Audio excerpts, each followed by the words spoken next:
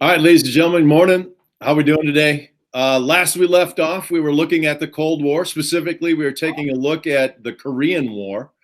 Um, Ultimately, we know that the use of our nuclear weapons or atomic weapons during World War II has changed the dynamics. The acquisition of that atomic information by the Soviet Union then led to ultimately what we know as the Cold War.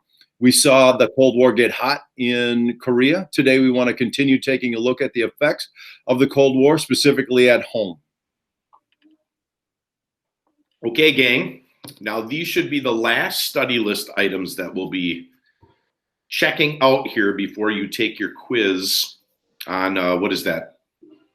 What day is it? Thursday. Okay, Thursday. So under people, numbers 1 and 2. Under events, numbers 1 and 9. Under vocab, we got a slug here. 3, 8, 11, 12, and 13. So grand total, 6, 7, 8, 9. And who knows, there might be a 10th surprise somewhere in there as well. But that should be the remainder of the study list items. And as we go through, I believe all the study list items are in red on the presentation.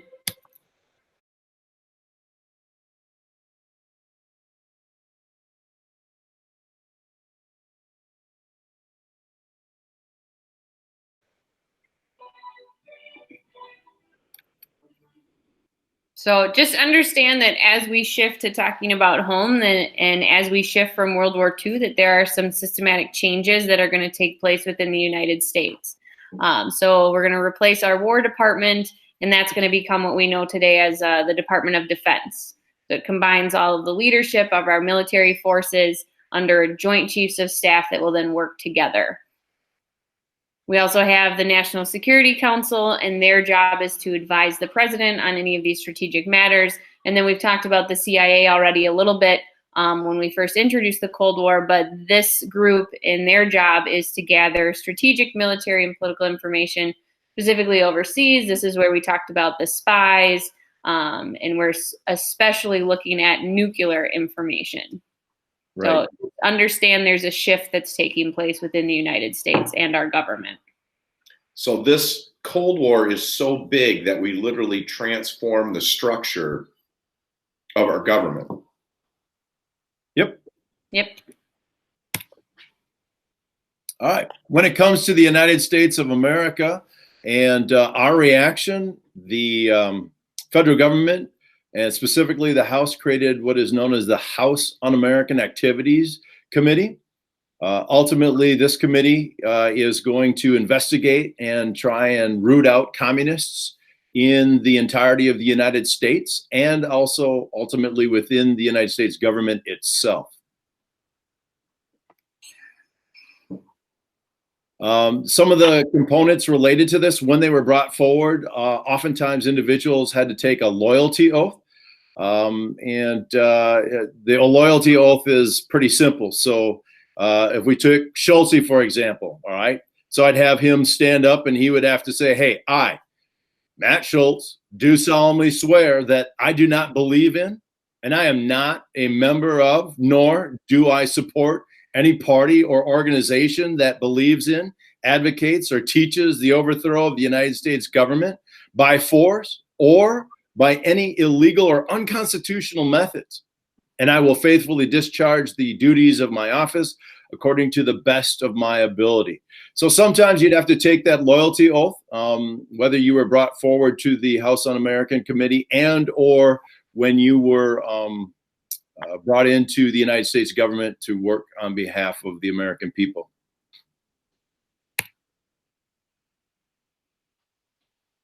Our Hollywood actors were targeted. They were a large group that were brought in by the House Un-American Activities Committee and had to stand up and take those oaths. And they faced blacklisting, which we talked about earlier with our units in terms of our union members and things like that, that they were blacklisted. So remember, blacklisting just means that they're essentially put on a list to not be hired in their field of work. So there were a large number of Hollywood actors and actresses that were out of work and couldn't find employment because they were accused of being communists. An example was the Hollywood 10. They were a famous group that were blacklisted. This obviously, kind of spread throughout the United States. When the Red Scare ultimately took hold of Americans, many of them became fearful and kind of being encouraged to turn in your neighbor, to be very honest with you. I do know that the FBI would go around in certain cities and places. They'd ask individuals whether or not they knew of any communists. I remember specifically Carl Reiner, I think, doing an interview and talking about the FBI, asking him whether or not he actually knew any communists. And ultimately, that kind of questioning and individuals seeking information is going to lead to hysteria, and neighbors are going to turn on neighbors at times as well. And sometimes it turned out to be that it was petty grievances that were used to turn in and falsely identify individuals as communists.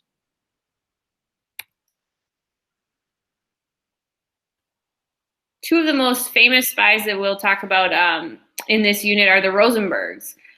So these are two ordinary people accused of being spies for the Soviets, and they're going to be put on trial. So we're going to take a look here just at part of the video that will explain these two individuals.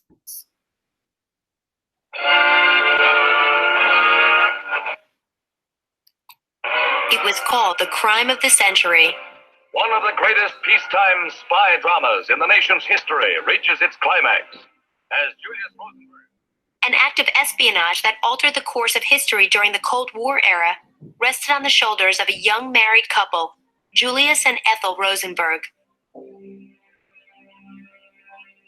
Their arrest and executions became symbolic of anti-communist sentiment and fear in the United States during the Cold War.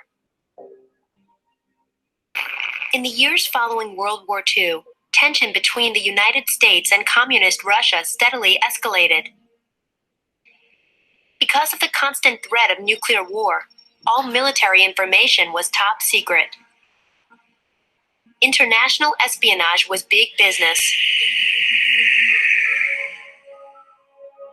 The Soviets set up an inside operation of spies within their New York consulate to gain top secret information. This covert group recruited agents across America. The agents supplied the Soviets with America's wartime military and industrial secrets. One of the primary agents was allegedly a 25-year-old named Julius Rosenberg. He was employed as a Signal Corps inspector assigned to the Emerson Radio Corporation, where secret military equipment was being developed. Rosenberg presented the Soviets with a fully assembled proximity fuse, which was used in radar devices for anti-aircraft artillery and bombs.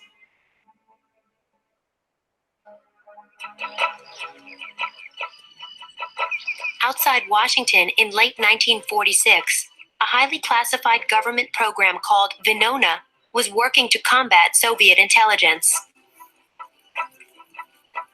The Venona program began breaking Soviet codes transmitted by cables between Moscow and the United States. The program uncovered a large spy ring led by Julius Rosenberg. Rosenberg was responsible for organizing U.S. spies who delivered top-secret military information to Russia. In July 1950, Julius Rosenberg was arrested. His brother-in-law, David Greenglass, identified him to federal authorities as being a spy for the Russians. The government also arrested Rosenberg's wife, Ethel. It was presumed that Ethel had knowledge of top-secret information and had conspired with her husband to commit espionage.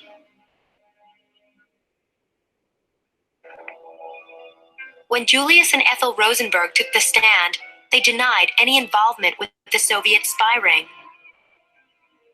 When questioned about their membership in the Communist Party, they took the Fifth Amendment.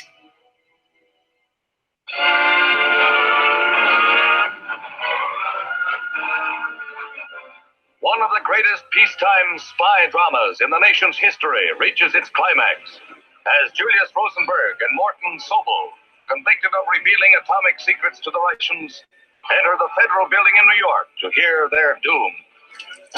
On March 29, 1951, the jury delivered a guilty verdict to the Rosenbergs for conspiracy to commit espionage. As Julius and Ethel Rosenberg received their sentence, the judge told them, I consider your crime a crime worse than murder. By your betrayal, you have undoubtedly altered the course of history to the disadvantage of our country. It is not in my power, Julius and Ethel Rosenberg, to forgive you. You are hereby sentenced to the punishment of death.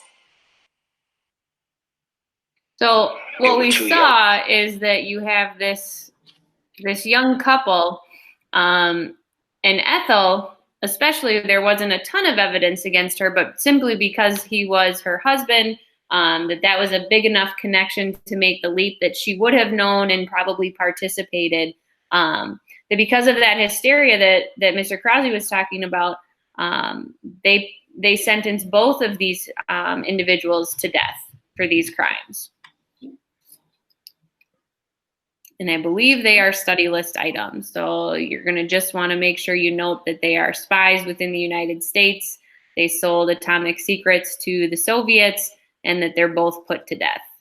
Well said. That is probably exactly, hint, hint, wink, wink, what you should have down for that. Definitely adding to the hysteria and the suspicion. Speaking of adding to hysteria and suspicion, ultimately with the arrest of the Rosenbergs, the trial, conviction, and then execution, we also have at the same time Senator from Wisconsin, believe it or not, Appleton, Wisconsin, I believe, Joseph McCarthy is going to make a pretty profound statement. And he's going to accuse and make an accusation that in the United States government, we had communists within the government itself, and that they were working to obviously overthrow the United States, or at least disrupt the system to the point where it would cause chaos in the United States. So ultimately what he's going to do is he's going to start holding public trials, and he's going to be pulling in a whole latitude of individuals, whether they be baseball players, actors like you saw in the blacklisting, common citizens, teachers, et cetera, et cetera. They're going to be brought in and be subject to questioning by Joseph McCarthy, and he is going to basically ask them if they're part of a communist member, or if they're part of the Communist Party, do they have any affiliation, and so on and so forth. Many individuals in the process of being called in are going to plead the fifth. Some of them are going to say it's my right not to answer these questions.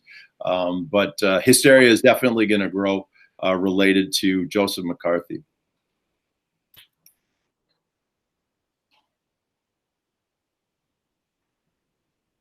Oppenheimer is one of the scientists that worked on the atomic weapons and the creation of these weapons, and he's just warning the United States and the Soviet Union that we are now in a situation, right, where we're both capable of killing the other, but at our own risk.